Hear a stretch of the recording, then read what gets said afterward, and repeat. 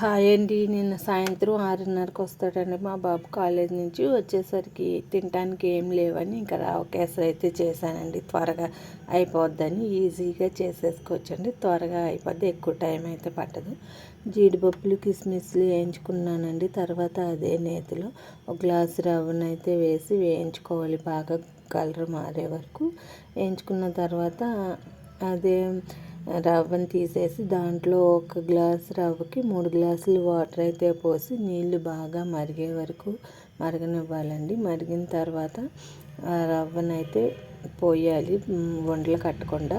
రవ్వ పోసిన తర్వాత దగ్గరికి వచ్చిన తర్వాత దాంట్లో ఒక గ్లాసు రవ్వకు ఒక గ్లాసు పంచదార అయితే వేసుకోవాలండి. పంచదార మొత్తం కలిపిన తర్వాత మొత్తం కరిగిన తర్వాత కొంచెం ఫుడ్ కలర్ అయితే యాడ్ చేశానండి నేను. నా దగ్గర ఇంకా కుంకుమ పువ్వు లేదు, కుంకుమ పువ్వు ఉంటే అది వేసుకోవచ్చు. కలర్ అయిపోయినా ఏం పర్వాలేదండి, బాగానే ఉంటుంది. నేను కలర్ఫుల్గా ఉంటుందని వేయకపోవడమే మంచిది.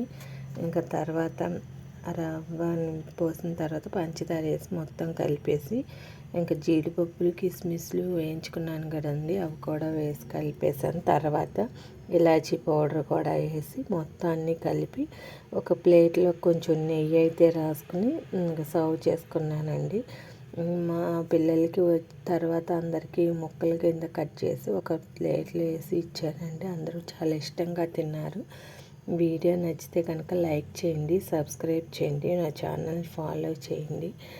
ఇంకా ఇలాంటి వీడియోలే మీరు లైక్ చేస్తే కనుక నేను ముందుకు వెళ్తాను. ప్లీజ్ నన్ను సపోర్ట్ చేయండి.